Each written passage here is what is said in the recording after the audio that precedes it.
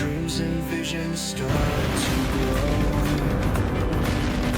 The world is changing fast, you know, in our exponential world. Open minds and hearts unite. Ideas spark both day and night. Let's explore this endless flight. Welcome to Exponential World. Mundo cada vez mais exponencial.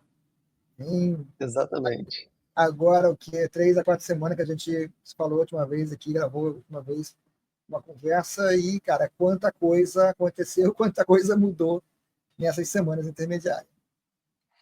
Verdade, né? Foram 4 semanas que parecem muito mais tempo, né? Do ponto de vista de lançamentos e de novidades, né? Seja no campo de inteligência artificial, que é onde a gente está mais comentando aqui nas nossas conversas, mas tiveram muitas coisas novas acontecendo nessas 4 semanas, né? Alguns anúncios até muito impressionantes, como anúncios que aconteceram na CES, lá em Las Vegas, né?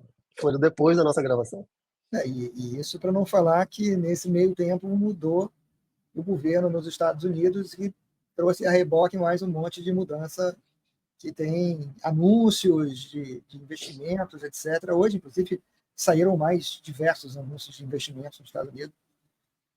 Eu estava vendo ainda há pouco, antes de a gente começar a conversar, anúncio das fábricas montadoras japonesas que vão abrir mais fábricas nos Estados Unidos para produzir mais carro lá. Tal. Tem muita coisa acontecendo. Na área de inteligência artificial, então, cara,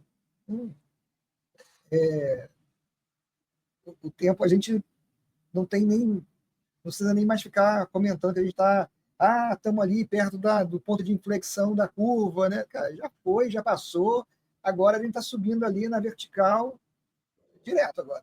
A aceleração está brutal. Aquela mecânica tradicional, né, da curva exponencial, que cada novo passo fica gigante, né? Quando está exponencializando pequeno, ninguém está vendo. Mas depois que todo mundo começou a ver, cada salto é um salto Gigante. muito impactante, né? Assim, com coisas muito, muito fortes. E nessas últimas 4 semanas foram muitas coisas interessantes, né? Anúncios da NVIDIA impressionantes durante a CES, né? A Consumer Electronics Show, né? Para quem não está nos ouvindo ou assistindo e não sabe o que é a CES, né? É uma feira que acontece em Las Vegas e sempre é a primeira feira do ano do ponto de vista de inovação voltado para consumidores, né?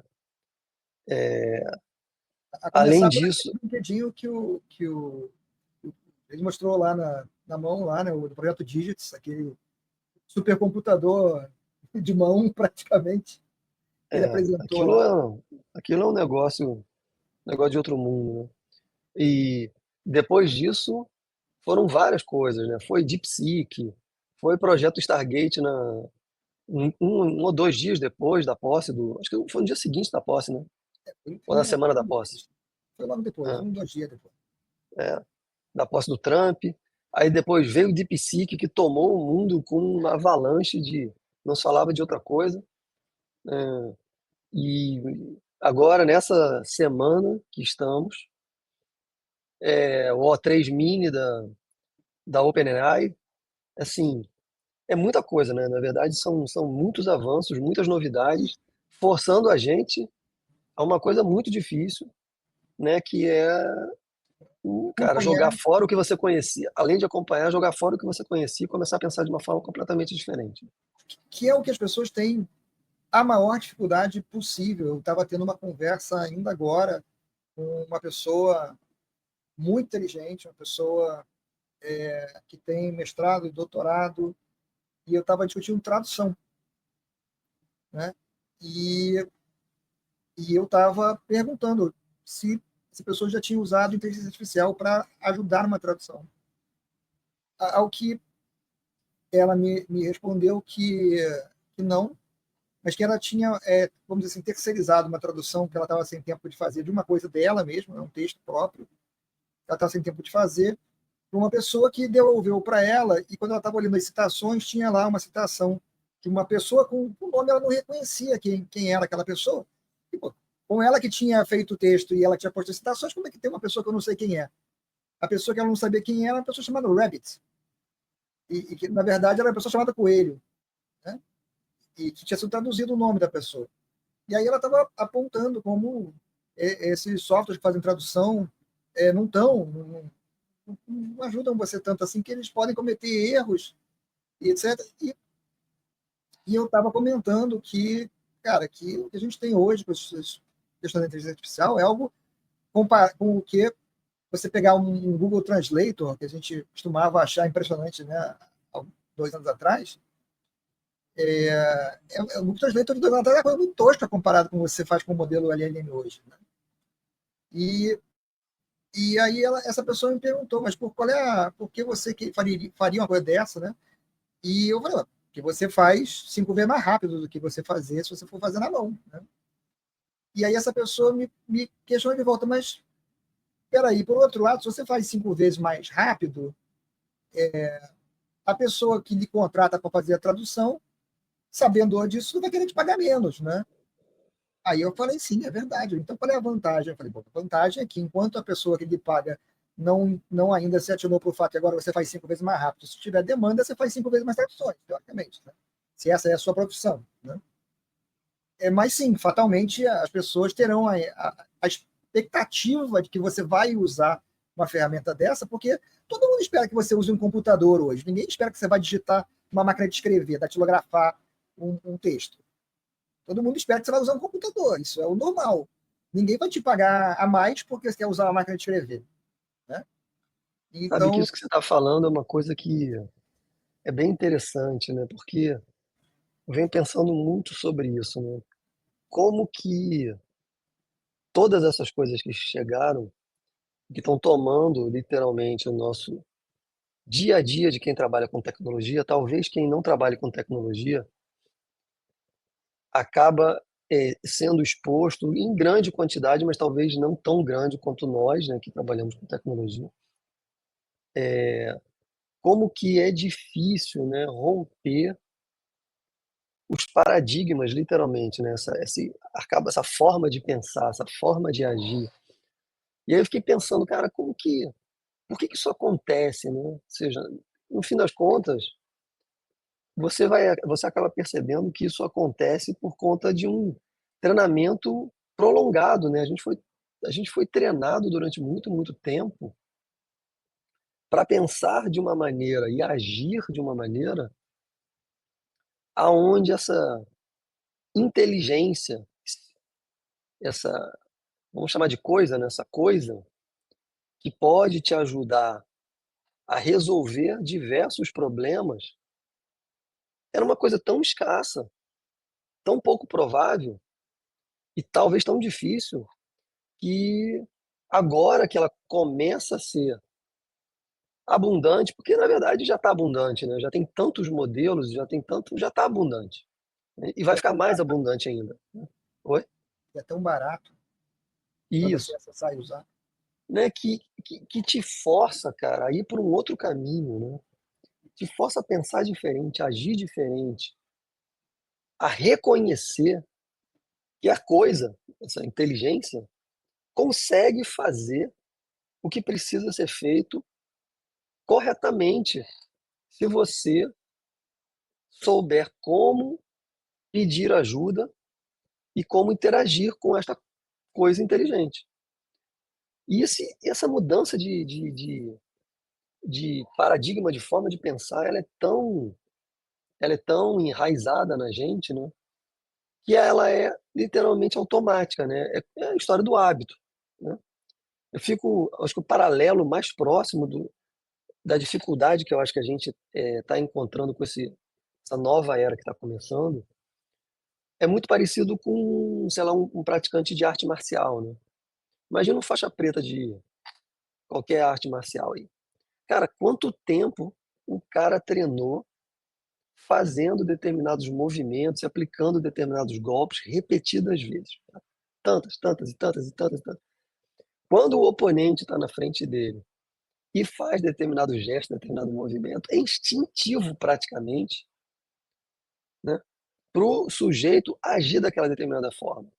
Eu acho que é o que está acontecendo conosco, né? Como a gente foi treinado durante muito tempo a pensar de determinada forma, a agir de determinadas formas, a seguir mecanismos que nós já consideramos absolutamente normais, quando agora você pode romper essa forma de fazer e fazer de uma outra forma, que não é simplesmente uma reorganização daquilo que você já tinha, mas é uma entrega de uma necessidade ou de uma demanda para alguém que para alguma coisa, não é alguém, né, para alguma coisa que consegue te ajudar a resolver aquilo de uma maneira eficiente e bastante coerente, claro que tudo vai depender de como que você passa as instruções, nos força a ser de uma forma que neste momento é absolutamente não natural,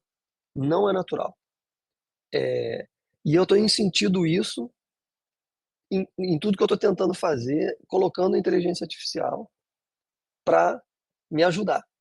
Mas eu acho que um dos principais elementos da dificuldade foi a correção que você fez agora. Eu acho que a maior dificuldade é que as pessoas olham para a inteligência artificial como uma coisa. E as coisas se simplificam muito quando você olha para a inteligência artificial como uma pessoa ao invés de uma coisa. Porque isso é uma outra conversa que eu tive hoje, derivada dessa primeira que eu estava comentando. A pessoa comentando que você sempre vai precisar revisar pessoalmente o trabalho que a inteligência artificial fez. E eu respondi prontamente o seguinte: não. Eu posso mandar uma outra inteligência artificial revisar o trabalho que a primeira fez. Porque como são duas inteligências diferentes, os erros que uma vai cometer não são os mesmos erros que a outra vai cometer. Quando eu peço para ela verificar o trabalho que a outra fez, eu estou, na prática, dando um problema diferente para ela do problema que eu dei para o primeiro cara. O problema que eu dei para o primeiro cara foi uma tradução. E o problema que eu estou dando para o segundo cara é compare a tradução com o original e veja se isso é algum erro. São dois problemas diferentes sendo resolvidos por dois mecanismos diferentes. Assim como se eu virar para uma pessoa, vamos supor que eu tenho uma empresa, e eu falo para o funcionário 1, por favor, traduz esse documento. Eu falo para o funcionário 2, por favor, revise o documento que o funcionário 1 traduziu. Eu não espero que eu vá ter que pegar o resultado do trabalho do funcionário 2 e refazer o trabalho dele. Porque se eu tivesse que fazer isso, eu não tinha por que ter o funcionário 2. Certo? É Então, verdade, o problema é o mesmo. é verdade, Assim, mas eu acho que onde que a ficha demora para cair, né, aconteceu comigo, né? E cara, quem, por incrível que pareça, quem conseguiu abrir, ou tirar a questão turva da frente da minha compreensão foi a palestra Jensen, do Jensen no evento do Gartner no ano passado. E, cara, e cada vez mais isso vai evoluindo na minha percepção, né? Que é, você acabou de falar, pô, você fala com uma pessoa, você fala com, a sua vida natural é essa, você chegar para alguém que trabalha com você e fala, cara, faz tal coisa. E ele começa a falar, fazer. Se você falar de uma maneira muito aberta, muito ambígua, ele vai fazer algo muito aberto, muito ambíguo. Qual é a tua tendência natural? Falar, não, cara, o que eu quero é um pouco mais assim, assim, assim, assim. Você começa a dar novas instruções. Ele mexe no trabalho que ele fez. Que é exatamente a mesma forma de você interagir com a inteligência artificial. Eu gosto muito dessa coisa que você estava falando, de você pensar que você, de uma certa maneira, está falando com um ser, como se você estivesse falando com um ser humano é, como? normal do teu cotidiano. Né? É que é difícil, né, você Mas você é, sabe por que é difícil? abstrair a esse ponto. Né? É difícil porque por toda a história da humanidade, novas tecnologias substituíam trabalho mecânico. E pela primeira vez, a gente está criando uma tecnologia que substitui o trabalho cognitivo. Então, você nunca conversou com a sua britadeira, você nunca conversou com o seu trator. Você usava essas ferramentas, elas estendiam, vamos dizer assim, você diretamente, elas te davam capacidade de fazer novas coisas. Enquanto, na verdade, o que a gente está discutindo hoje na inteligência artificial não é isso. Eu estou estendendo, sim, a minha capacidade de fazer coisa, mas da mesma forma que eu estenderia se eu saísse e contratasse pessoas para trabalharem comigo. E sabe o que é A engraçado? tecnologia que existe. Sabe o que é engraçado, Maurício? Essa semana, estudando sobre agentes, né? Os agentes de IA e tal, e eu estava fazendo alguns testes e algumas experiências, né? Usando algumas ferramentas e tal. E isso, de novo, aconteceu comigo, né? O que eu estava fazendo? Eu estava fazendo um agente, cara, que eu passo para ele um nome de uma pessoa, peço para ele procurar, encontrar essa pessoa, mais informações dessa pessoa e fazer um resumo das principais características dessa pessoa, do ponto de vista pessoal, citando algumas realizações profissionais. Então, eu quero que ele encontre o indivíduo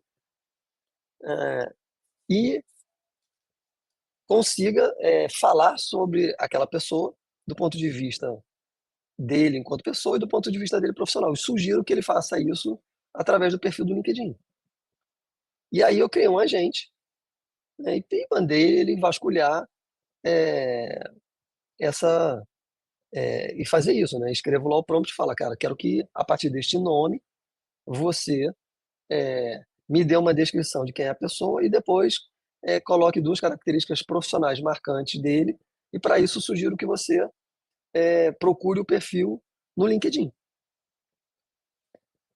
Bom, e aí, claro, para você vai construindo um agente, você tem que, enfim, dar para ele ferramentas. Uma das ferramentas é procurar, vasculhar a internet, porque, né, os LLMs normalmente não vasculham a internet.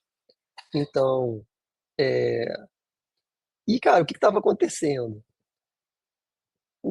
A ferramenta que eu consegui encontrar para poder pegar dados do LinkedIn, quando construí essa ferramenta para dar para o agente, ela só consegue pegar o dado se usar aquele formato de URL do LinkedIn, que tem www.linkedin.com/in/ um nome da pessoa, ou um nome ou um número, né? Como você sabe, se as pessoas não forem lá e botarem o nome, ele fica com aquele número. Só que, cara, algumas pessoas como eu têm mais de um perfil do LinkedIn, ou seja, tem um perfil em inglês, o perfil em português, o perfil em francês, em espanhol e tal. O meu perfil principal é o perfil em inglês, que é o que eu uso o tempo inteiro. Só que, cara, com a ferramenta que pesquisava na internet, ele achava o meu perfil em português, em primeiro lugar, mesmo eu escrevendo prompt em inglês. E aí, cara, eu fui fazer o teste. Pô, entrei no Google e pesquisei. Entrei no, no, no Google através do Chrome, e fiz pesquisa através do Firefox, através de outros navegadores e percebi que realmente o meu perfil em português no LinkedIn aparece primeiro. Então, obviamente, ele encontrava outras coisas minhas, até que ele conseguia fazer várias interações para poder achar o meu perfil. Só que ele estava achando o meu perfil em português. E com o meu perfil em português, ele não conseguia pegar os dados do LinkedIn, então ele não conseguia fazer a segunda parte do meu pedido para ele, que era dizer as minhas características profissionais. E aí, o que que vem? Eu falei tudo isso para chegar nesse ponto. Cara, o que que é a minha cabeça de estruturada, né, de alguém que já foi um programador pensa, cara, eu vou começar a dar algumas mecânicas diferentes para ele poder fazer a pesquisa, né? Em vez de eu passar só o meu nome, eu vou passar meu nome, a empresa que eu estou agora, alguma outra coisa para ver se isso refina as buscas do buscador de internet para que ele consiga fazer o meu perfil em inglês, né, emergir. Só que, cara, você começa a criar um algoritmo para fazer esse tipo de coisa. E, cara, eu fiquei um tempo pensando e tentando e montando.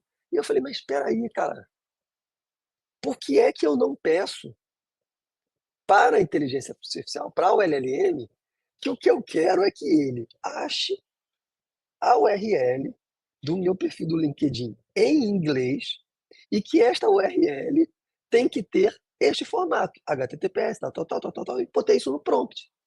Ora bolas, instantaneamente o agente passou a funcionar lindamente. Eu não tive que escrever um algoritmo, eu só tive que mudar o meu pedido. Mas isso é totalmente contrário ao raciocínio e à mecânica que uma mente lógica, estruturada, de um cara que já foi programador há muitos anos atrás, tende a imaginar que tem que continuar sendo aplicado. Eu vou dizer para você o seguinte: eu tenho visto isso repetidamente sendo feito por todo lado. Tá? Eu vi há um tempo atrás. Eu estou trabalhando numa coisa bem interessante, que é não fazer, não montar um agente, mas montar uma equipe, múltiplos agentes. Uhum. E quando eu comecei a pesquisar isso, eu rapidamente me deparei com ferramentas que previam como você fazer a passagem de informação de um cara para o outro e tal. E eu encontrei um cara que ele explicava que ele tinha tido o melhor resultado dele quando ele ignorava aqueles mecanismos todos que estavam disponíveis para ele trocar informação dentro daquela plataforma e simplesmente passava todas as informações direto para o modelo no prompt. E eu achei interessante porque eu acho que isso, eu cheguei a mencionar isso para você quando a gente conversou outro dia. Ele tinha toda uma discussão que, ainda assim, a forma como ele fazia para uma coisa chamar a outra, usava vários mecanismos de comunicação diferentes. Tal, e eu brinquei, se ele fizesse com um e-mail, aquilo funcionaria do mesmo jeito. E foi esse momento que eu tive essa percepção de que, na prática, vamos assim, ao tentar fazer a coisa ser estruturada, a gente está ignorando a real competência daquela ferramenta. A Aquela inteligência. ferramenta é A muito inteligência. inteligente. É isso. É isso, cara. E isso é assim, eu vou te falar que uma coisa que tem me chamado muita atenção são essas surpresas, entendeu? Assim, eu me surpreendo com a realização e ao mesmo tempo eu fico com raiva de mim mesmo. Durante um tempo eu falo, mas que idiota! Por que é que você está tentando resolver o problema no lugar de entregar o problema para a inteligência resolver? Não, Entendeu? mas eu Por vou que é que falar, você está perdendo tempo achando que você vai conseguir encontrar ou elaborar alguma coisa que essa coisa não possa fazer por você? Mas é isso que eu estou falando, essa quebra.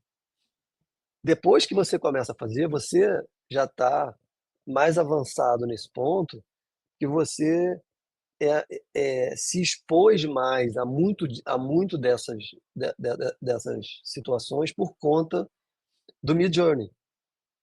E, obviamente, das outras coisas que você começou a usar logo desde o início. Eu comecei a me aprofundar mais e a começar a entender aonde que as coisas se encaixavam, né? E, cara, não tem mistério nenhum, né? No fim das contas, você escreve aquilo que você quer. Na hora que você vai construir os agentes, você dá pistas, você vai dizendo, ó, esse pedaço aqui faz isso. Para quando você quiser fazer tal coisa, esse pedaço serve para isso. Só que é como se você fosse, vou usar a analogia de velho, né? É a história do João e Maria, como se você fosse ir jogando as migalhinhas né, do pão pelo para ele caminho. seguir. Para ele poder se encontrar, né? Não quer dizer que ele vai seguir aquela, só que é como se tivessem várias migalhas espalhadas Alexandre, em muitas possibilidades, né? eu vou dizer para você que você está vastamente subestimando a capacidade do modelo. E eu falo isso, cara, que você está bastante subestimando. Sim, eu li ontem eu estava lendo um negócio que, assim, o queixo, ele Ele só não foi na parte também de baixo porque a laje realmente é resistente do prédio e tal. Mas tem um cara, ele estava... Você sabe que com esses modelos, chamam de Reasoning Models, né, que é o O1 da OpenAI e o DeepSeek R1 da DeepSeek, você pode pedir para ele te mostrar o espaço que ele está fazendo, mas o DeepSeek, que é open source, você consegue literalmente ver a cadeia de raciocínio dele. Tá?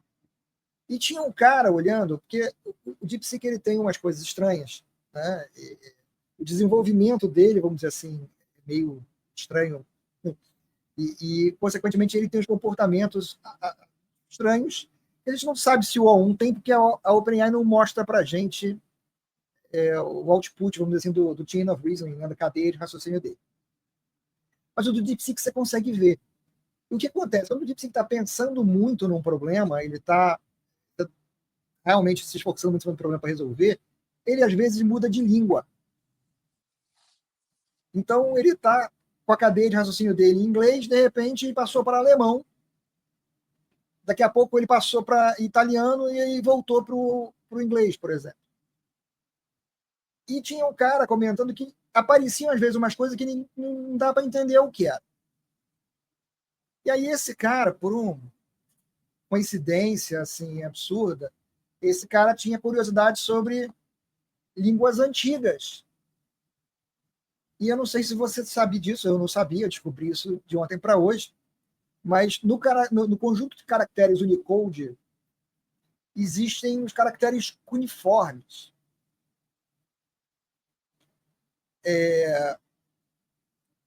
O DeepSeek passa o racional dele por uma linguagem morta há 4.000 anos e volta. E ninguém sabe por que ele faz isso. Não, ninguém sabe por que ele faz isso. Mas o mais interessante é o seguinte, se você perguntar para o ChatGPT se ele sabe falar aquela língua, ele sabe. Então, a parte do reasoning, ela é muito engraçada quando você começa a criar os agentes, porque você consegue ver na mecânica da criação do agente o reasoning acontecendo, né? Em alguns momentos é até engraçado. Nos testes que eu estava fazendo essa semana, eu achei lento na hora, eu estava usando o modelo da OpenAI, o ChatGPT 4o Mini. E, pô, eu tava achando, cara, que tava demorando. Eu falei, cara, mas por que tá demorando? Aí eu voltei pro GPT 3.5 Turbo, um modelo menor, porque o teste que eu tava fazendo é mais do que suficiente. Aí ficou mais rápido. E aí eu falei, cara, mas esse modelo, ele dava 3 ou 4 steps para realizar o que eu queria, né? Então, com 3 ou 4 steps, e ele mostrava o reasoning na tela andando, pá, né? Achei as informações do nome que você passou, já achei uma URL, mas eu tenho dúvida se é ela, vou tentar de novo, pá. 2 ou 3 vezes ele falar, essa é a URL, tá aqui, pá. Aí botava essa URL. Agora eu vou te dar os fatos, e fazia ação. E aí eu falei, cara, vou trocar o modelo, né? Até agora, a única coisa que eu ainda não fiz foi instalar o modelo no meu computador, né? Porque dá para instalar o Llama e alguns outros, não fiz esse teste ainda, né? Instalar um modelo local. Até o DeepSeek também daria.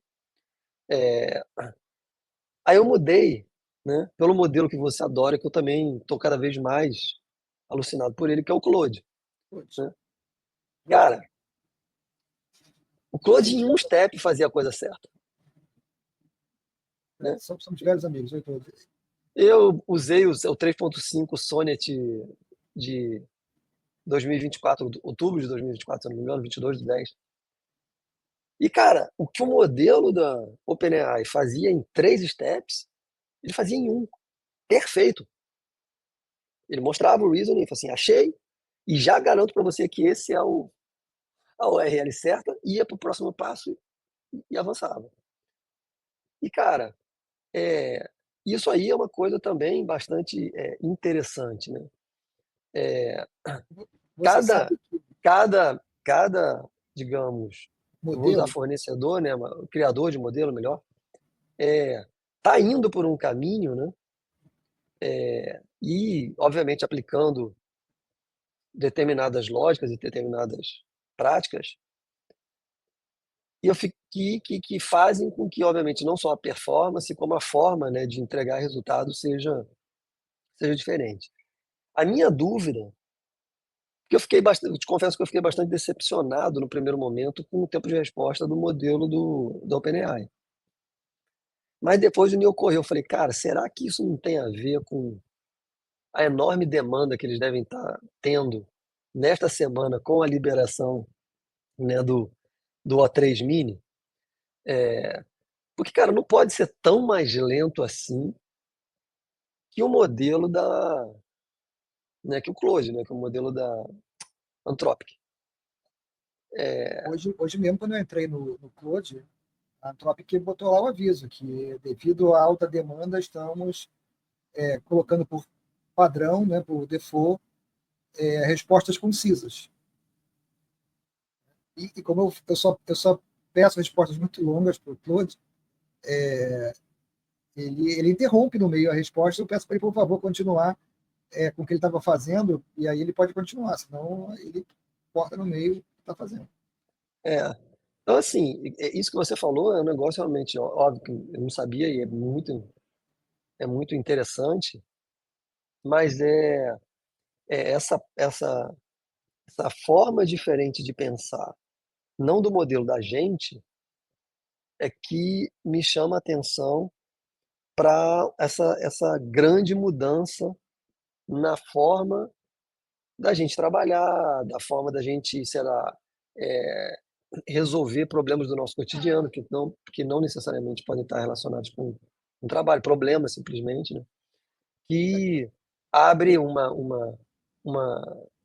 uma visão que começa a ficar cada vez mais claro para mim porque é que aquelas pessoas que estão muito envolvidas, né, com a criação dos modelos têm aparecido e falado de maneira muito incisiva sobre determinadas profissões que ou vão desaparecer ou vão ser muito impactadas, porque, obviamente, os modelos vão conseguir desempenhar as tarefas.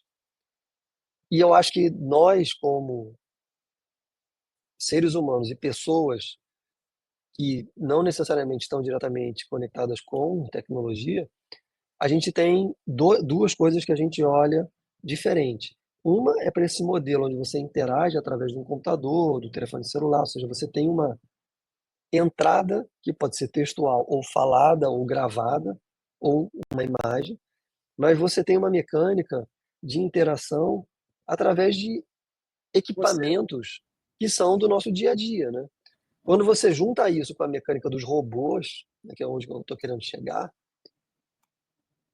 que para mim as pessoas que estão muito mais envolvidas com isso têm essa noção e essa clareza, né? Quando você interage, quando você mistura essa inteligência com a mecânica da robótica, é aonde você começa a ter as máquinas super inteligentes que conseguem interagir com você de maneira absolutamente natural e desempenhar as outras coisas, né? Buscar isso, pega aquilo, corta não sei o que, faz não sei mais o que, assim sucessivamente. você E precisa, isso, você para precisa, algumas pessoas, ainda é bem difícil, né, de ver ainda. então, você precisa ter uma visão que a maior parte das pessoas não tem ainda. E acho que ainda vai levar um tempo para as pessoas. Cara, não estou nem falando da média da população, mas estou falando assim, a média das pessoas que trabalham com tecnologia não conseguem ainda ter a percepção do quanto as coisas vão mudar e quão rápido elas vão mudar. Então, para nesse ponto. Isso é exatamente ligado com o que eu estava falando ainda há pouco.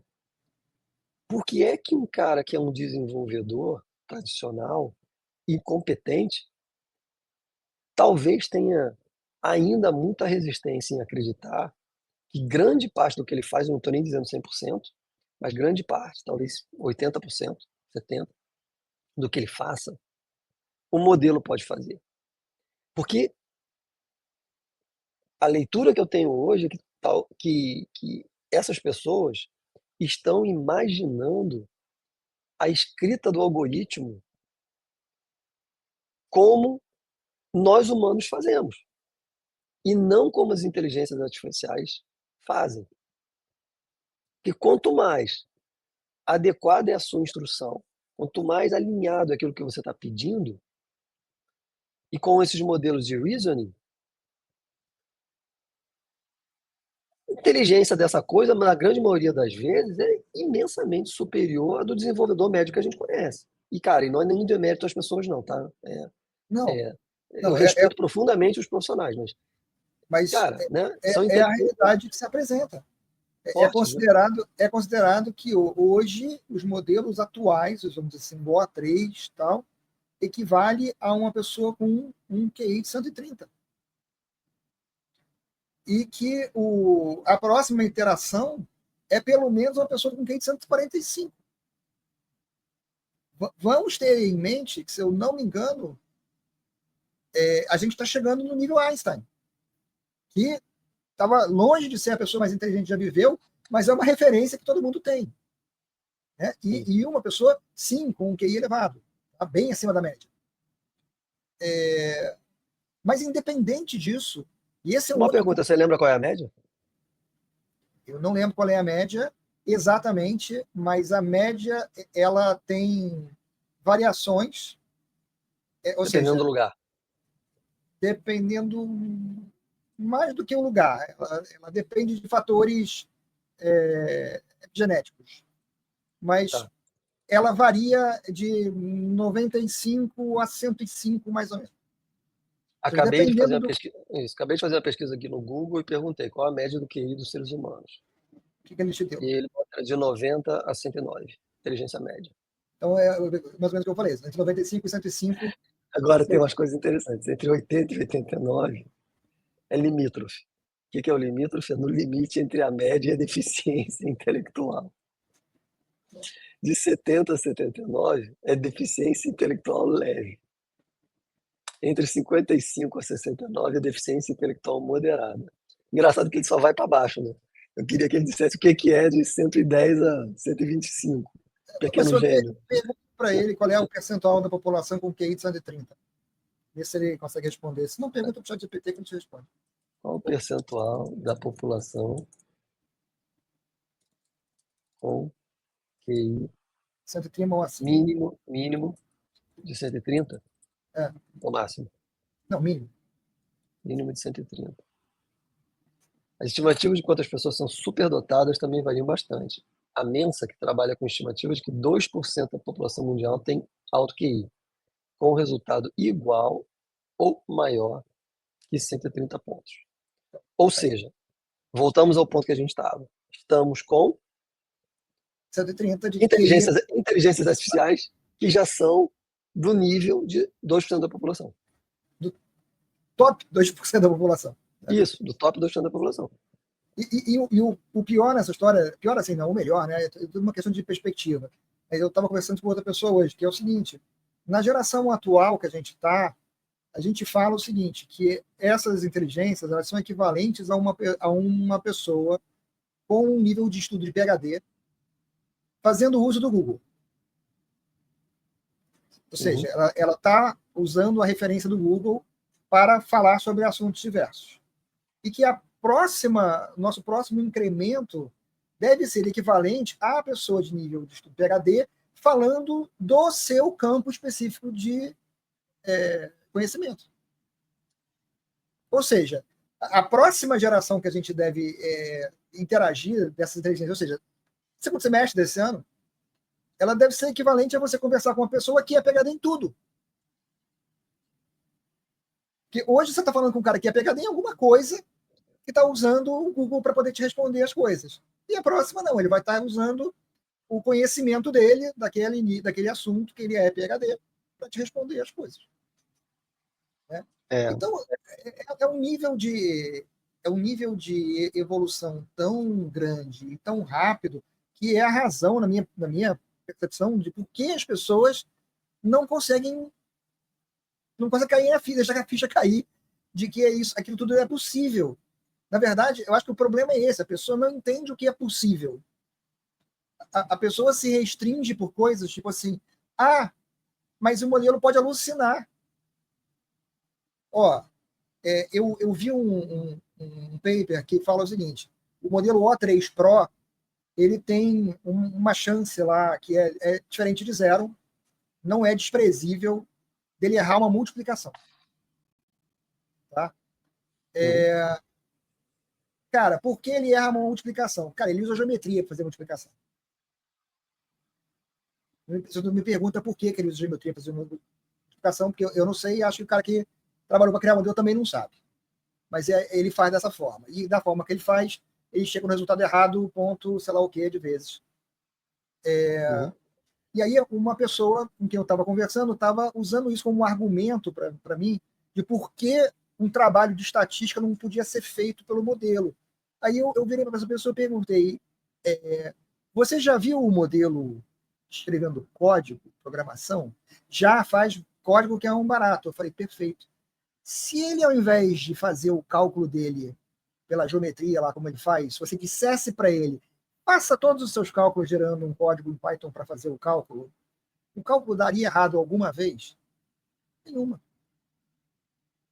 Nenhuma, porque é isso que o ser humano faz para ele não errar. Ele cria um programa que faz aquela coisa, e o programa é determinístico e ele chega sempre no resultado certo. Se você mandar o modelo criar o código que gera o resultado matemático que você quer, ele vai gerar o código, vai gerar o resultado matemático que você quer. E uma vez testado o código que ele está gerando, vai dar o resultado certo sempre. Então, eu acho que essa é uma das partes que a gente ainda não tem... A ficha não caiu de que, cara, se eu der o problema para você resolver, você que é um matemático, você não pode errar uma multiplicação? Pode. Por quê? Porque além de ser matemático, você é um ser humano. E seres humanos erram. Olha que coisa interessante. A inteligência artificial erra também. O que a gente faz para a gente minimizar a probabilidade de erro? A gente cria sistemas e processos. E o que a gente pode pedir para a inteligência artificial fazer para a gente? Criar sistemas e processos. Né? Então, eu acho que é muito uma questão da gente, por um lado, nós não entendermos que ele pode fazer aquilo, e aí a gente quer fazer aquilo que ele poderia estar fazendo. Como você falou, você começa a montar um algoritmo para fazer uma coisa que ele já faz. Né? Você, quando fala para uma pessoa, procura fulano na lista telefônica, você não vai explicar para a pessoa que a lista telefônica é um grande livro, né, que tem nomes... Cara, metade do planeta não sabe nem o que é uma lista telefônica. Mais da metade, talvez, hoje em dia. Né? Mas, ok, é um conceito, vamos dizer assim, intrínseco para uma pessoa que é uma lista ordenada alfabeticamente e tal. Você não explica isso para a pessoa. Você presume que ela sabe fazer isso. Né? Quando você está trabalhando com uma pessoa que é um programador, vamos dizer assim, você não explica para a pessoa como ela deve fazer para criar uma classe, como ela deve fazer para criar uma subrotina, como ela deve fazer para criar um método dentro da classe. Você imagina que ela sabe fazer aquelas coisas. Você pode discutir o problema de negócio com a pessoa, mas você não vai querer ensinar ela a programar. Né? E aí é mais ou menos a mesma coisa. Né? A gente precisa olhar para a inteligência artificial como o mesmo nível de capacidade com que você fala com o desenvolvedor. Para nesse ponto. Para aqui. É exatamente isso, cara, que é interessante. Né? Se a gente pensar como que os sistemas de informação, quero fazer um gancho com aquela entrevista, aquela conversa que o Satya Nadella teve num podcast, onde ele falou: os softwares as a service, os backends vão acabar, porque vão ser as inteligências artificiais que vão fazer o trabalho dos backends.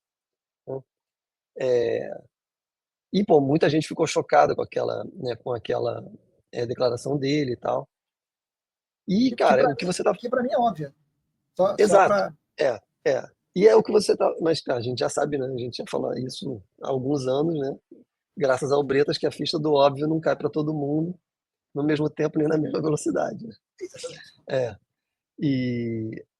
Mas voltando ao caso, isso que você acabou de falar faz um gancho direto uma conexão direta com o que o cara falou. Porque pensa, hoje, se nós estamos construindo um sistema de informação qualquer, um processo qualquer, esquece esse sistema, um processo.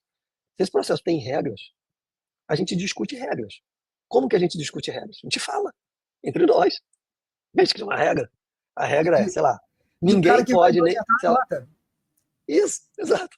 Ninguém nesta empresa, vamos supor, vou criar uma regra de que neste departamento não existe salário menor do que R$ 2.000. Pronto, é uma regra.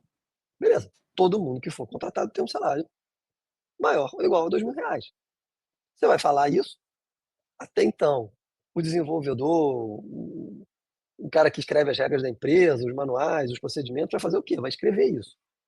Quem é programador escreve em linguagem de programação, né? Quem é um cara de compliance ou de documentação, de regulamentação, governança, vai escrever num manual, no local onde as pessoas vão ler.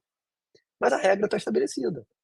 Ora, hoje, você faz isso falando com pessoas.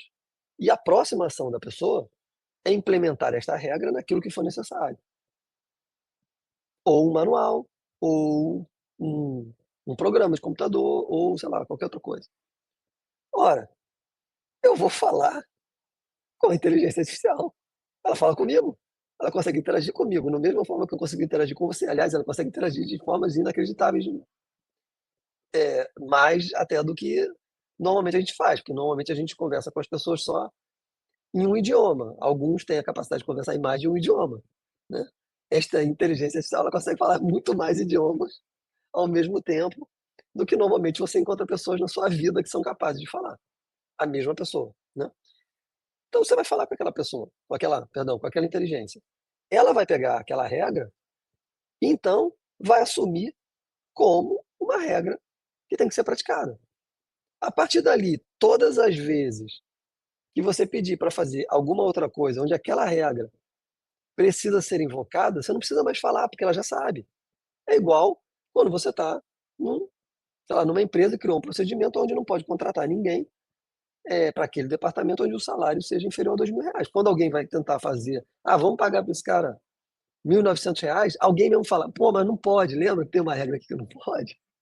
Né? Se o cara for lançar isso no computador, o computador vai dar uma mensagem, o sistema vai dar uma mensagem. Mas se ela for falar, alguém vai falar, olha, tem uma regra aqui que não pode. Né? A gente tem um procedimento na companhia que naquele departamento não pode. Hoje, essas coisas ou viram programas ou viram manuais. Mas quando você dá esta informação, que no jargão da inteligência artificial é treinar ela, quando você treina ela com esta regra, você diz, olha, tem uma regra aqui, que essa regra, a partir de agora, essa regra tem que ser válida nessas situações. Ela ganha esse conhecimento.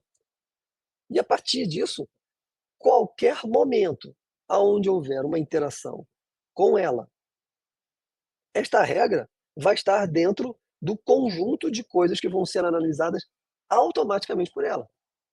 Então você não precisa mais fazer um algoritmo, alguma outra coisa. Você precisa dizer para ela, esta é uma regra, esta regra é válida, e a partir de agora você tem que considerá-la no seu processo decisório. Você está lembrando do meu processo de trabalho com o Claude, né? Também, né?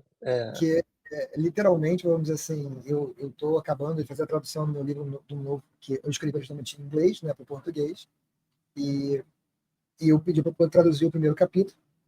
Aí eu peguei o primeiro capítulo que ele traduziu e eu fiz diversos ajustes nele.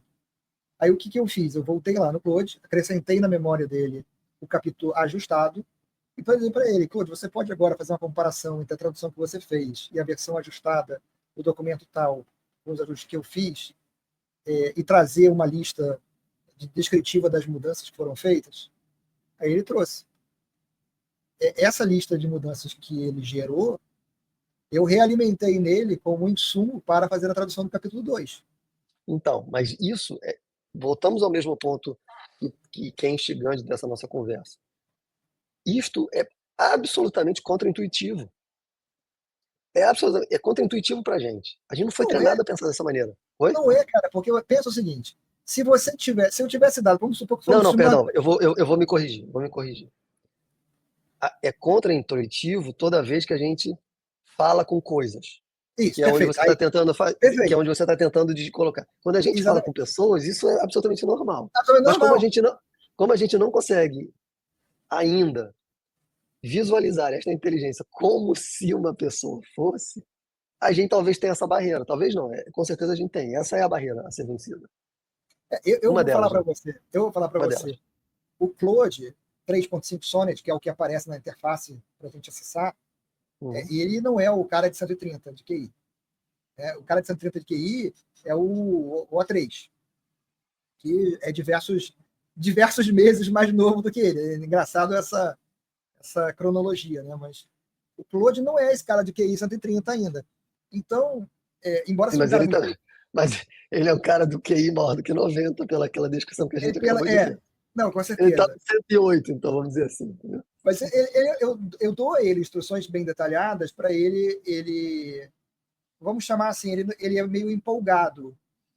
Algumas pessoas diriam que ele alucina, mas na verdade assim ele é meio empolgado. Quando eu pedi para ele fazer o comparativo das duas versões, para a gente gerar um documento que servisse de referência para melhorar futuras traduções, ele não gerou somente as diferenças, ele gerou as diferenças na forma de um manual organizado de como fazer a tradução do capítulo 2, entendeu? Aí eu fui lá e eu guiei ele. Claude, você criou esse documento só sobre as diferenças de um documento com o outro, ou você incluiu melhores práticas também? Aí eu incluí melhores práticas também. Perdoe por essa, né, tal. Eu devo remover. Né? Falei, por favor, faça uma versão que inclua somente as considerações das diferenças entre um documento e outro. Aí gerou um documento bem menor.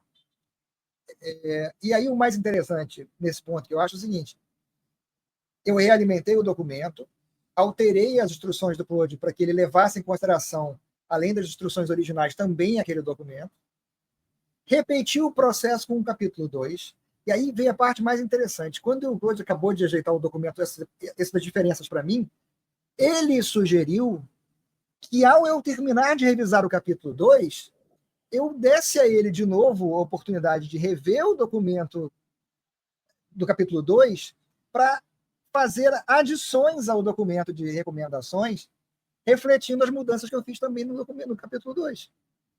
E, obviamente, já que ele foi tão gentil em me sugerir, eu fiz isso.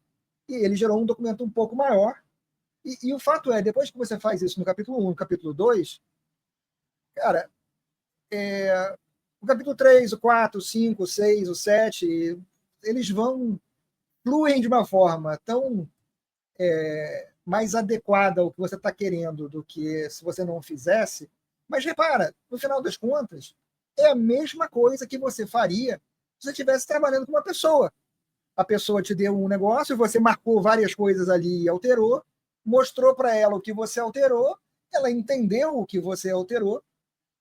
E é engraçado até o seguinte: ele entende o que você alterou de uma forma talvez melhor que você, tá? Porque ele generaliza o que você fez. Então, por exemplo, ele colocou sempre utilizar dar seguimento ao invés de acompanhamento. Por quê? Porque nós estávamos falando de perguntas de follow-up. E perguntas de follow-up, vamos dizer, follow-up você geralmente usa, você está falando de você pegar uma atualização de como é que está o status de alguma coisa. Mas o sentido dele dentro daquele negócio do livro é a pergunta que se segue àquela, que dá prosseguimento no seu processo. É a próxima pergunta na sua linha de raciocínio, vamos dizer assim. Então, o que acontece? Eu fiz as alterações da forma como ele escreveu para essa outra forma. Ele entendeu que toda vez que ele fazia uma referência a follow-up, que devia ser tratada desta forma. Entendeu? Que na prática, vamos dizer assim, quando eu estava olhando aquele documento do capítulo inteiro, eu não tinha feito essa conexão de que eu tinha feito esta correção mais de uma vez, entendeu? Legal. Isso realmente é muito, muito interessante, né? Vou mudar um pouquinho de assunto. Ou seja, imagina, cara, hoje a gente está rodando essas coisas, né? A gente está usando isso, mas a grande maioria das vezes, quer dizer, 99% das vezes, na grande maioria, sempre, quase a totalidade das vezes, a gente está dependente do modelo que está em algum outro canto, né? Tá na internet, está em data center, em vários, enfim, tem em algum lugar, em alguns lugares. A gente falou logo no início da nossa conversa aqui, né, sobre a quantidade de coisas que apareceram depois da nossa última conversa. E uma das coisas que me chocaram muito, né, foi aquele computadorzinho, né, que o Jensen Huang mostrou, né, que, sei lá, na mão dele parecia mais ou menos do tamanho do Apple Mini. Não sei se é menor, talvez seja até menor, né? E ele diz que vai ser comercializado por $3.000 e que tem o poder de processamento, né, de processar modelos como o A1, se eu não me engano, né? Ele é 6 vezes, mais ou menos, um Mac Mini M4 Ultra. Não, eu não tô nem falando do poder de processamento, tô falando do tamanho físico mesmo, assim. Me pareceu que ele é do tamanho, talvez até um pouquinho menor, mas enfim. Ele é equivalente, mais ou menos, a um Mac Mini É, em tamanho, talvez um pouquinho mais largo, um pouquinho mais baixo, sim, muito com poder de processamento muito maior, óbvio, sem sombra de dúvida. muito bom. Mas imagina, É um ponto interessante, porque é tipo 6 vezes capaz de processamento com o dobro do preço. Né? então, Não chega nem a ser o dobro. 50% já é mais. muito barato. Se ele realmente comercializar por aquele valor, já é muito barato. Né? E o mais chocante, além disso, né, é que se você quiser aumentar a capacidade, você pode paralelizar eles, né? Sim, ele é preparado para isso. Então, imagina, cara, você tendo isso na sua, né, na sua mesa, alguns desses, né, com todo esse poder de processamento sem você depender do tempo de troca de informações da rede, né? Porque quando você está usando o modelo hoje com a internet, você está dependendo da internet, está dependendo de uma porção de coisas que as pessoas mais leigas não entendem, mas que eu e você entendemos perfeitamente bem, e você está entendendo com clareza o que eu estou falando. Né? Eu vou estar com uma coisa dentro do meu próprio computador, fora, né, a questão não vou chamar de confidencialidade, né, mas da segurança Da ainda informação. maior se a máquina tiver da informação. A máquina pode estar de rede, então ela vai estar fazendo só aquilo que você quer que ela faça, com aquelas coisas para os quais você conecta ela. Né? Imagina isso, cara. Imagina você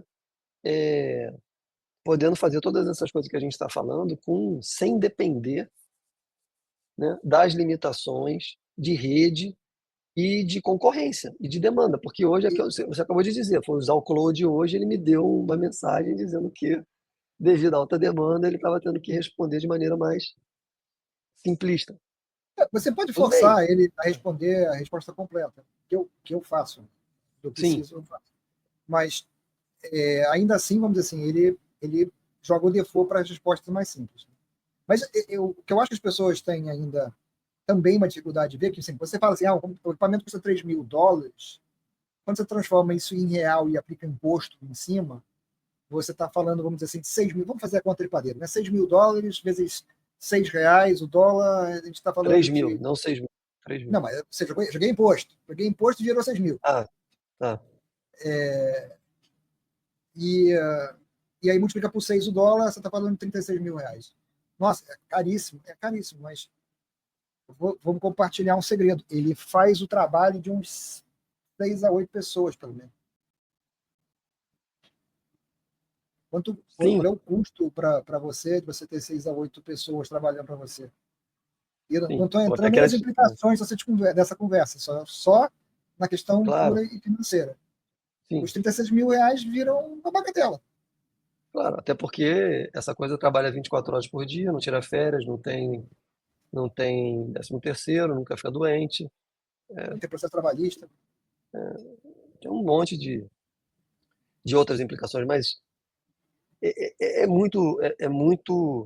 uma coisa que vai revolucionar por completo a forma como a gente realiza coisas, né? Porque é isso que eu estou falando, a gente está hoje ainda olhando para o modelo, né, que está lá em outro lugar, ele vai estar dentro de um computador que está com a gente.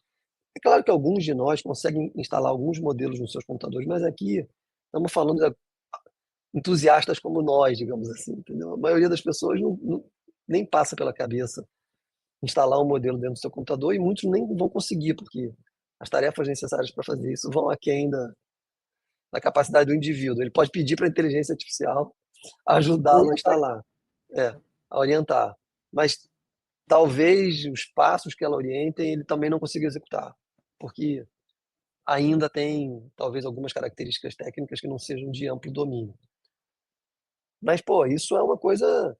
Junta isso com a outra coisa que abalou o mundo nos últimas 3 ou 4 semanas, que foi o lançamento do DeepSeek, né, que é um modelo que foi treinado com um gasto, um investimento bastante inferior do que a OpenAI utilizou para treinar os modelos dela. Eu tenho dúvida que os números sejam de tamanha desproporção, porque, né, tudo que vem da China você não tem a menor certeza de se é verdade ou não, né? Apesar É, dos embargos que ela está sofrendo, você compra no mercado negro, né? eu vi várias discussões a respeito disso, e o que parece ser consenso é que os 6 milhões podem até ser verdade do processo de destilação que foi feito. Mas o processo de destilação partiu de um modelo pré-criado. E um modelo muito maior pré-criado. Né? E para criar aquele modelo muito maior, vamos dizer assim, todo o poder computacional para criar aquele modelo não foi levado em consideração. O processo de destilação é assim, você faz um modelo menor ficar como se fosse sugando o conhecimento do modelo maior. É o que o processo que eles chamam de destilação. E aí você faz vários ciclos daquilo e o resultado é que você consegue... todo mundo que tenha usado as APIs da OpenAI não poderia fazer, né? Mas certamente foi feito para fazer o modelo original, inclusive, do negócio. Né? Até porque o DeepSeek, de vez em quando, ele se engana e diz que ele é um ChatGPT-4. Mas, cara... Quando ele faz alguma coisa errada, ele diz que ele não é ele, né? Vamos abstrair. Eu vou colocar na tela uma coisa aqui, que... deixa eu ver aqui se eu consigo colocar na tela. Eu tenho que compartilhar uma guia ou... Ok, pode ser uma guia. Vou ver se eu consigo fazer uma guia. Consigo. Vou compartilhar com áudio. Vou botar aqui na tela junto com a gente. Aqui é um vídeo. Eu vou tocar só um instantinho aqui. E vou colocar a música de forma geral, se não me engano, as imagens, as vozes, são todas feitas com inteligência artificial. Esse canal, eles escrevem o roteiro. O roteiro é a parte feita por ser humano primariamente. The coffin was more than just a bar.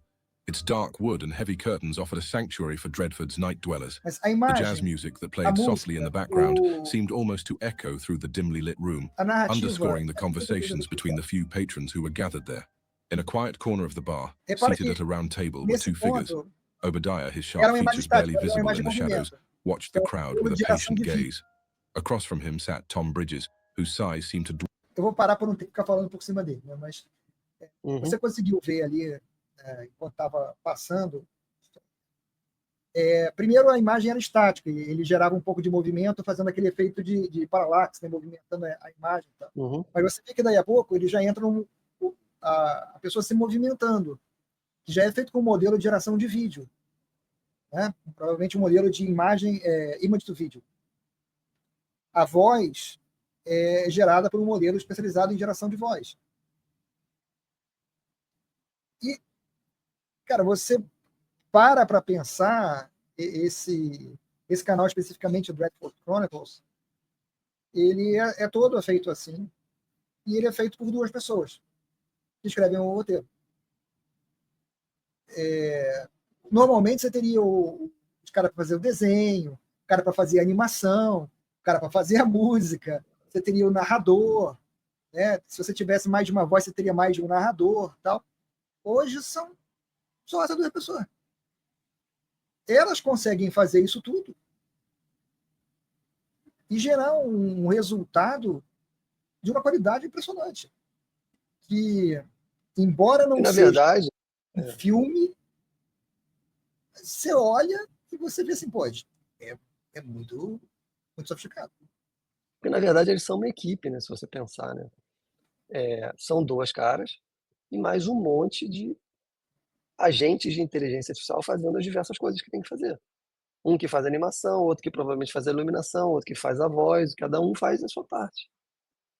Essa mecânica de você trabalhar com as diversas inteligências artificiais e os diversos agentes, que é o que se está falando tanto agora, né, que é a próxima, digamos, onda, né, das inteligências artificiais LLM, estão totalmente conectadas com o que a gente está falando desde o início da nossa conversa, né, que é quando você começa a delegar isto para esta inteligência fazer. Porque esta inteligência é aquilo que a gente acabou de falar. Essa inteligência tem uma capacidade cognitiva similar à das pessoas com quem você trabalha hoje. Em algumas situações bastante superior, né? Você viu que acho que a gente não comentou no início, entre as zilhões que aconteceram nessas últimas semanas, uma das mais recentes foi que a OpenAI lançou o Deep Research, que é um serviço, só está disponível para quem paga os $200 mensais. Sim.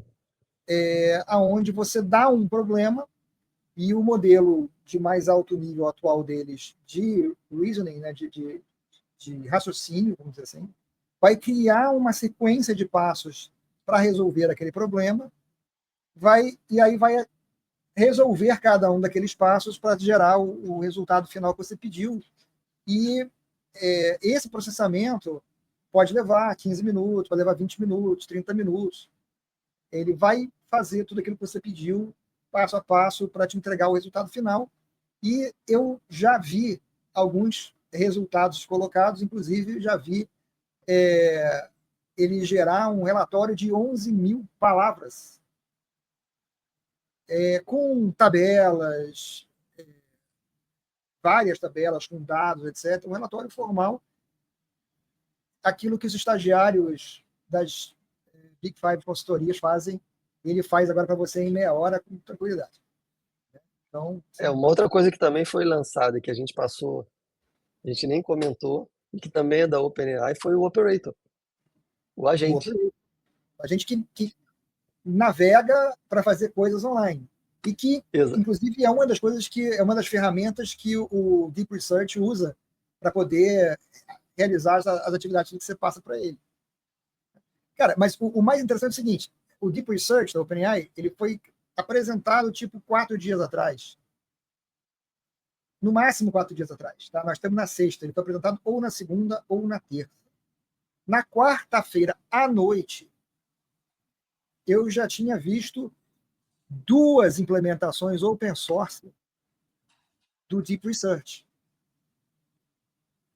em que você fazia aquilo mesmo que estava lá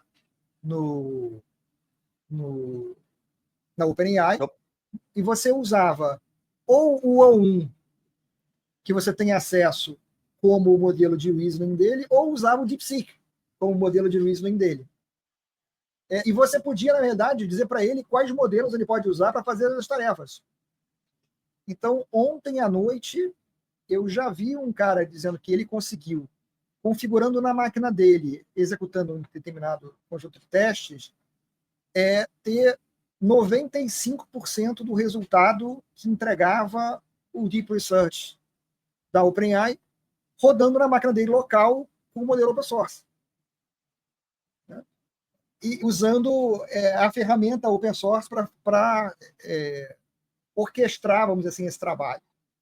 Isso com uma máquina dele hoje comum, né? A máquina que ele tem lá, não sei qual é, mas... comum. A máquina que ele tem na mesa dele, vamos dizer assim. Isso. Imagina quando ele puder ter na mesa dele uma máquina como a que o Jensen apresentou lá, né? Apresentou, imagina.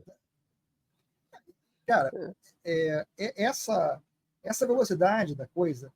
Mas o que eu queria chamar a atenção é o seguinte: lembra que a gente estava falando agora da dificuldade das pessoas entenderem o que delegar para a inteligência artificial, o que elas têm que planejar, tal. O que acontece? Assim que as pessoas viram o Deep Research funcionando, o cara que conhece aquele negócio, viu funcionando, ele não teve dúvida do que estava acontecendo. Falou, pô, bacana, faço aqui também. E na prática, vamos dizer assim, não tem uma grande tecnologia sofisticada envolvida. A questão é literalmente a orquestração de passos para que as coisas aconteçam. Então, o cara que sabe interagir com os modelos já hoje, e ele viu como aquilo foi feito, e você vê só por você ver a demonstração, você entende o que está acontecendo ali, falou, pô, isso eu faço também. E no dia seguinte estavam lá implementações open source disponíveis para você poder baixar e experimentar, fazer aquela mesma coisa. Você tem que pagar os $200 por mês da OpenAI. Mas então, eu acho que isso já começa a ser um reflexo, né, Maurício, do entendimento das pessoas sobre como que essas peças vão se encaixando, né? Porque o Deep Research nada mais é do que um agente. Ele é um agente. Ele é um. Quando a gente fala de agente, o que a gente está falando? Estamos falando de um conjunto de elementos que agem de maneira organizada para poder desempenhar determinadas tarefas. É mais ou menos como a gente faz com as pessoas. Se eu pedir, ei, camarada, coloque o quadro na parede. Ele vai pegar, qualquer ser humano normal vai pegar e vai falar, para eu pendurar esse quadro na parede, eu preciso botar alguma coisa ali na parede, né, que possa sustentar o quadro. Ou eu vou botar um prego, ou vou botar um parafuso, ou vou botar um suporte daqueles que cola na parede. Ou seja, eu preciso de ferramentas, tools dentro do universo dos agentes, né, para poder fazer determinada coisa, né? A pessoa com quem hoje a gente interage pedindo, ela sabe que ela, para poder terminar determinadas tarefas, ela vai precisar de determinadas ferramentas. No mundo da inteligência artificial, é exatamente da mesma maneira. Você vai pedir para a inteligência realizar determinada coisa, e ela precisa de ferramentas, habilidades, que vão sendo plugadas nessa inteligência, aonde, dependendo da quantidade de coisas que você pluga, que dentro desse mundo são treinamentos, de determinadas capacidades que eu dou a ela para fazer, ela é um agente para determinado tipo de ação. E aí, ou seja, se hoje, para realizar a construção de uma casa, eu tenho o pedreiro, o eletricista, o encanador, o engenheiro, o arquiteto, ora, são diferentes pessoas, profissionais, com capacidades que usam determinadas ferramentas. Quando eu digo para um engenheiro que ele precisa construir uma casa, ele vai dizer, ok, eu preciso de um arquiteto para me dar um desenho de como será esta casa, certo? A partir do desenho que o arquiteto dá para o engenheiro, ele começa a dizer, ok, agora eu vou precisar de um pedreiro, de um, sei lá, e dos outros profissionais. E essas coisas vão funcionando de maneira coordenada, que é a mesmíssima mecânica dos agentes. Só que é aquilo que a gente vem falando nessa nossa conversa. Para nós, já está começando a ficar, para você está muito mais claro do que para mim, mas, ou seja, para mim já está ficando mais natural entender esta mecânica. Porque, obviamente, eu mergulhei mais profundamente, passei a usar mais as ferramentas, passei a estudar mais, passei a sair do estado de incredulidade para um estado de vamos testar para ver se isso funciona de verdade, né? E a gente começa a ver a coisa funcionando. E aí você começa a fazer esse paralelo entre o que está acontecendo de uma maneira. Neste momento, todos os meus testes são digitais, né? São coisas que acontecem dentro do computador e com respostas dentro do computador, elas não se materializam no mundo normal da gente. Mas, ou seja, elas são feitas de uma maneira absolutamente similar à forma como nós, humanos, faríamos. O que parece ser justamente essa característica normativa da inteligência, que se está falando tanto. Isso me remete ao vídeo que você mesmo me mandou essa semana da entrevista do Bill Gates com o Jim Fallon, que eu achei bastante interessante o momento onde o Bill Gates fala, cara, nós estamos entrando numa nova era, né? Eu gostei muito do paralelo que ele fez, né? A gente está vivendo numa era onde a gente veio do momento onde o computador era uma coisa que pouquíssimas pessoas tinham e era absolutamente escasso e custava muitíssimo caro, para hoje uma realidade onde o computador é abundante praticamente de graça.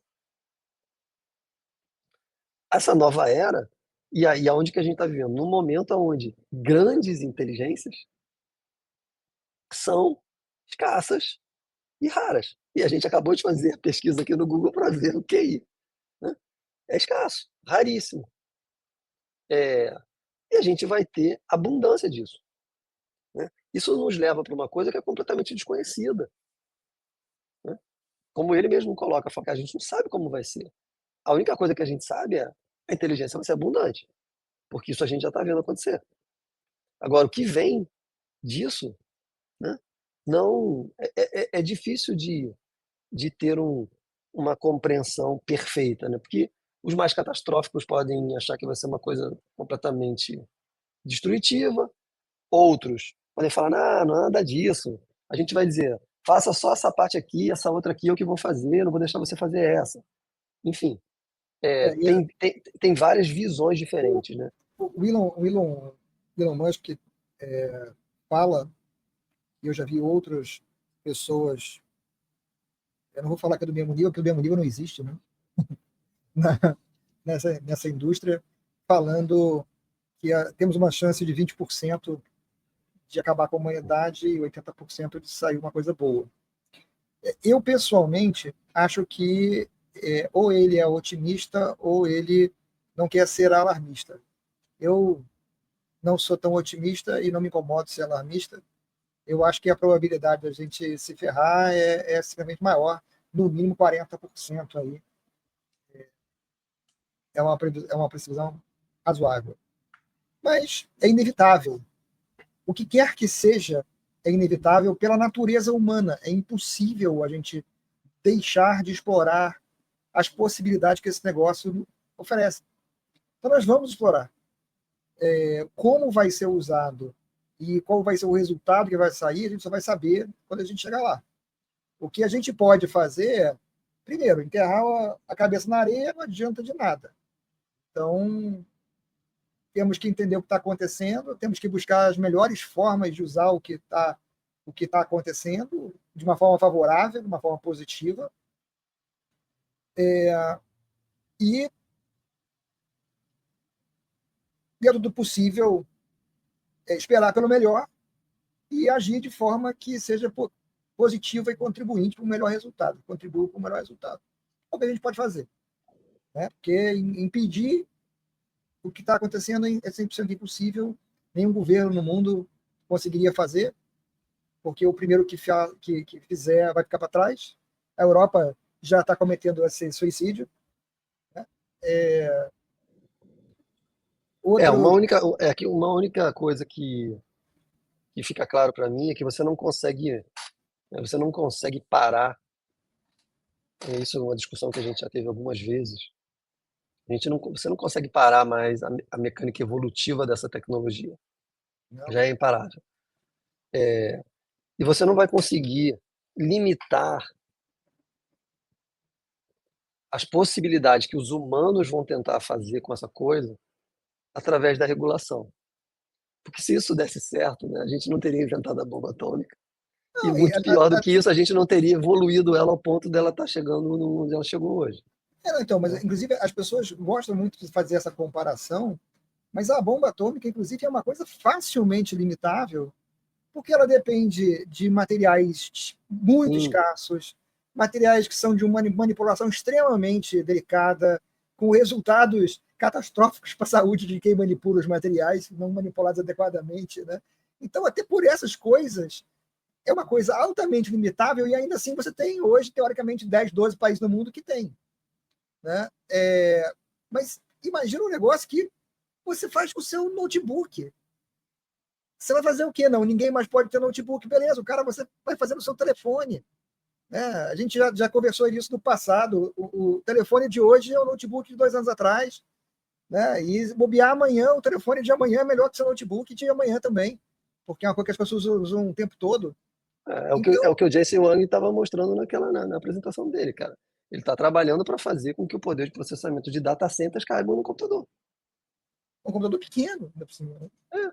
Ele quer falar assim, isso aqui tem um poder de processamento de todo um data center. Cara, que as pessoas que não entendem de tecnologia, elas não conseguem compreender essa simples frase do cara, entendeu? Mas a gente consegue. Então, que isso é imparável, a gente sabe que não vai parar e não existe regulação que possa fazer parar. A única maneira de fazer parar é se você conseguisse eliminar todas as pessoas que entendem disso, que seria difícil de fazer também. O que já é, de novo, impossível pelo simples fato que está aberto, está na rede, está disponível em código aberto. Isso, quando virou open source, já acabou, né? Já. Não, e você para pensar assim, vamos supor que os Estados Unidos limitam a exportação das placas gráficas mais sofisticadas e os CPUs, os GPUs de processamento mais elevado para a China. As quantidades são limitadas, etc. Ok, mas vamos supor, se os Estados Unidos não usarem essa tecnologia para eles desenvolverem aquilo adiante, o que vai acontecer é que a China, com uma tecnologia que está, sei lá, 5 anos atrás, em termos de processadores dos Estados Unidos, daqui a 5 anos vai ter a mesma tecnologia disponível hoje, que se os americanos não usaram para eles desenvolverem a inteligência artificial, a China vai chegar e vai desenvolver. Então, e aí ele vai fazer o quê? Não, olha, vamos fazer o seguinte, vamos fazer um acordo aqui, eu não desenvolvo, você não desenvolve também, beleza. Aí o carinha ali na esquina, que não entrou em acordo com ninguém, e tem o notebook dele, e tem mais também a dúzia que ele pegou velho lá, está fazendo. Exato. Não tem como pedir, não tem como parar. Então, a melhor coisa a fazer é entender o que está acontecendo, entender o que está disponível e procurar ver como você pode usar essas coisas da melhor forma possível para você. E eu vou fazer uma previsão aqui, vou jogar aqui os búzios e vou fazer uma previsão aqui para deixar registrado, porque eu já fiz muitas que eu não deixei registrada, mas essa eu vou deixar registrada. A gente vai ver o seguinte, nos próximos 2 anos, a gente vai ver que indivíduos e pequenas empresas vão saltar numa distância incrível à frente no que eles podem fazer em relação ao que as grandes empresas estão fazendo. E você vai ver, provavelmente, diversas grandes empresas morrerem substituídas por pequenas empresas de meia dúzia de pessoas que não foram constrangidas a não usar a tecnologia por todas as implicações que a tecnologia pode ter ou não pode ter, e todos os requisitos que eu tenho que atender ou que eu não tenho que atender, e isso e aquilo, o meu prazo para implementar, e aí para disponibilizar o ambiente é uma semana, para testar é outra semana. Cara, você vai ver nos próximos 1 ou 2 anos, uma pessoa vai estar fazendo o trabalho equivalente a 2 dúzias de pessoas, e pequenas equipes de meia dúzia de pessoas vão estar fazendo o equivalente a empresas com centenas, se não milhares de funcionários. Em tudo aquilo que é digital, você vai ver essa galera saltar à frente. E a gente não estava discutindo isso, embora você tenha ficado ali nas bordas um pouco, mas daqui a 3 a 4 anos isso se expande para o uso dos robôs junto com a inteligência artificial.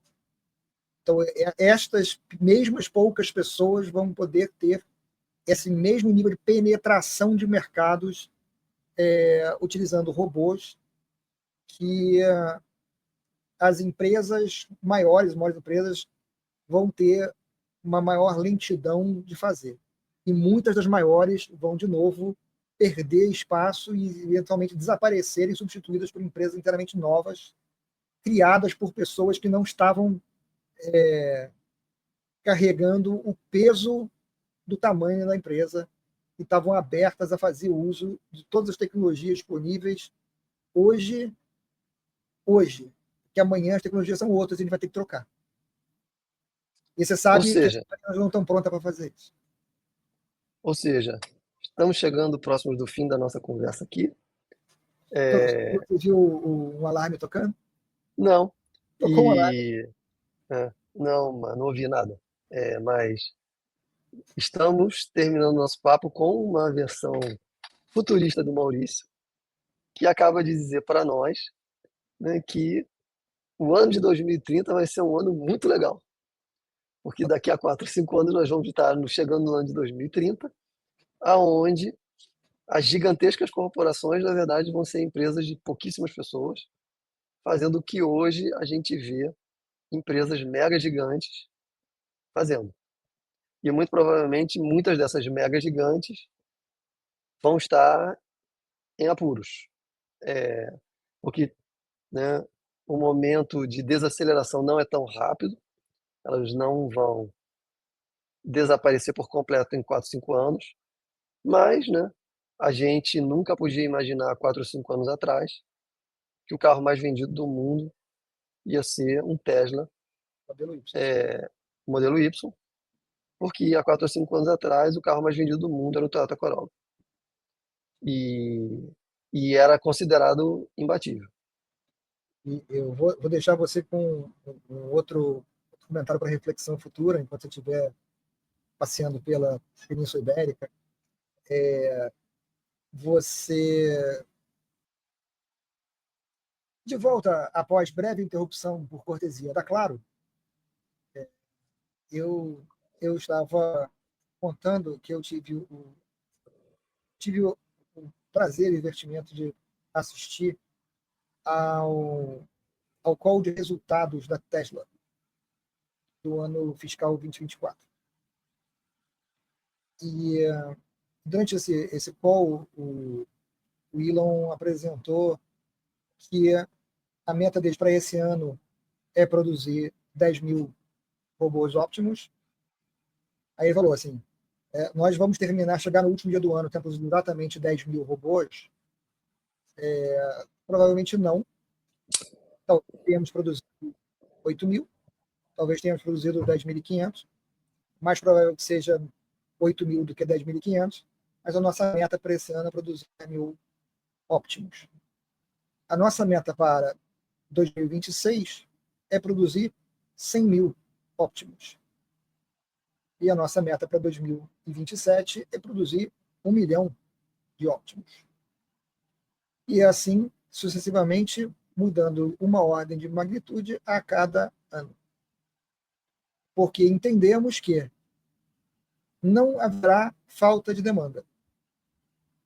Mesmo que o robô não seja muito barato, ou mais caro que ele seja, não haverá falta de demanda para tantos Optimus quanto conseguimos produzir. E o nosso, então, plano de futuro é aumentar a capacidade de produção de magnitude a cada ano. Sim, até porque quanto mais Optimus ele fizer, mais ele vai botar Optimus para fazer Optimus também. Por exemplo, né? Cara, a fábrica dele já é super automatizada hoje, independente dos Optimus com Optimus ou sem Optimus, né? Inclusive, eu não sei se você já viu, mas quando os carros saem da linha de produção, eles se dirigem para o pátio onde eles vão entrar no caminhão que vai levar eles para o destino. Eu vi isso. Eu fiz até um comentário. Eu fiz até um comentário no grupo de WhatsApp onde tem o Laudelino, né? Você conversou com o Laudelino em outros programas. E eu lembrei o Laudelino. Eu falei, pô, Laudelino, a gente falava disso, né? Porque a gente trabalhou, o Laudelino foi da minha equipe, a gente trabalhou numa empresa de logística que trabalhava para a montadora, né? Aonde o Laudelino criou um sistema, um algoritmo para ganhar velocidade no inventário anual de veículos, no pátio, né? Eu falei, você consegue entender que todo aquele seu sistema tem valor zero hoje, porque o carro sai da fábrica, ele vai direto para a posição que ele tem que ir no pátio. Então, o inventário, tudo que você tem que fazer é mandar um comando para os carros perguntando, ei, carros, onde vocês estão? Eles respondem para você. Eu estou nessa posição, acabou o inventário. Você não tem que fazer absolutamente nada. Fato divertido, né? Aquele vídeo que eu mostrei para você mais cedo do Dreadful Chronicles é feito pelo sobrinho do Laudelino, um dos dois caras que faz é o sobrinho do Laudelino. Aquele o vídeo lá, que É o parece filme? Dreadfort Chronicles, canal, é isso mesmo. Caramba, cara, que legal. É muito bacana, por isso que eu Legal. conheço, na verdade, o canal, assim, muito, muito bacana. Mas, cara, no Pô, final e das os caras são contas, brasileiros? Os caras são brasileiros, então? são brasileiros, são brasileiros.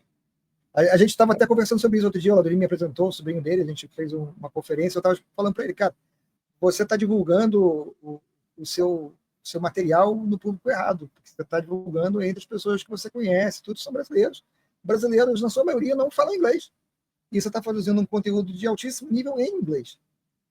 É. Tem que divulgar para fora, porque o público está fora, esse público está fora. Assim,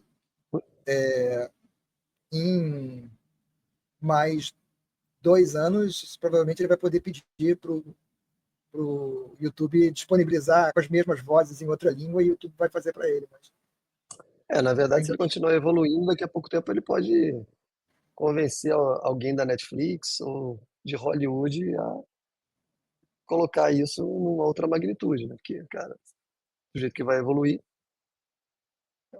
é muito interessante. Você vê, para a gente dar um fechamento que a gente estava falando, todo mundo sempre fala que com toda a evolução tecnológica surgem muitos novos empregos.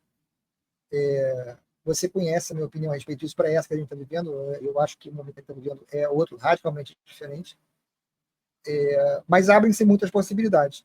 Uma pessoa que era um roteirista, assim como ele é em relação a esse vídeo, não tinha a menor condição de produzir uma coisa dessa em casa, sozinho, etc., que agora ela tem essa possibilidade. Embora isso não seja um novo emprego, é uma nova possibilidade, uma nova oportunidade. E isso casa para a gente costurar aí com a visão que eu tinha de como será o futuro lá de volta em 2018, onde a minha visão era de que a gente teria um mundo composto de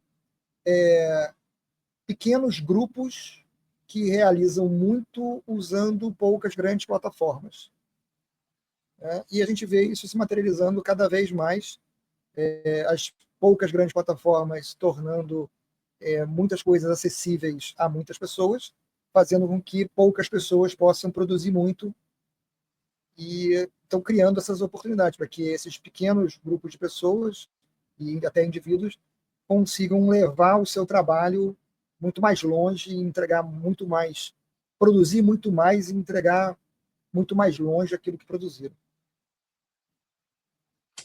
Bom, esse nosso papo de hoje foi ótimo.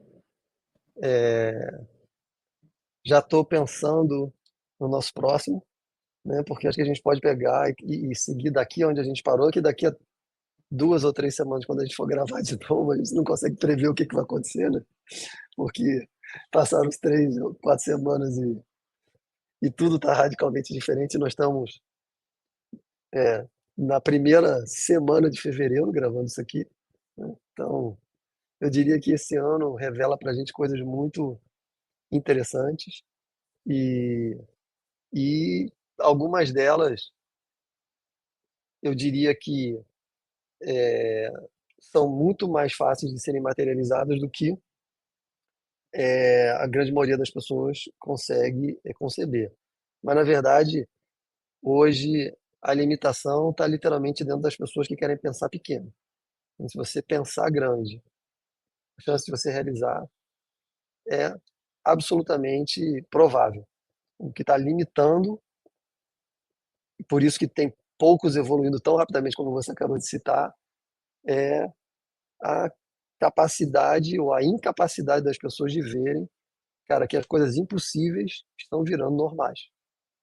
Normais, né? Uma delas vai estar agora, quando a gente parar a nossa conversa na vinheta, que né, essa minha mente limitada só deu conta que você faz a abertura com o foguete decolando e você faz o fechamento, né, com o propulsor retornando. Eu demorei algum tempo para compreender essa coisa, né? Mas é verdade, né? Ou seja, era impossível e agora é absolutamente normal. Então, acho que as pessoas que têm acompanhado as nossas conversas, elas em algum momento devem achar a gente bastante maluco, né? Mas eu acho que, de uma maneira ou de outra, a gente está trazendo luz, né, para quem nos ouve sobre coisas que estão acontecendo, estão conosco e são possíveis, e também estamos falando das nossas próprias limitações e características, né? Porque, né, você talvez avance mais rapidamente em determinadas características do que eu, e eu hoje tenho vergonha zero de dizer as minhas limitações, né? Porque eu gosto muito dos momentos de epifania das minhas descobertas. Eles me causam um, uma alegria profunda de eu falar, cara, por que que você foi idiota durante tanto tempo? Eu acho isso uma delícia hoje.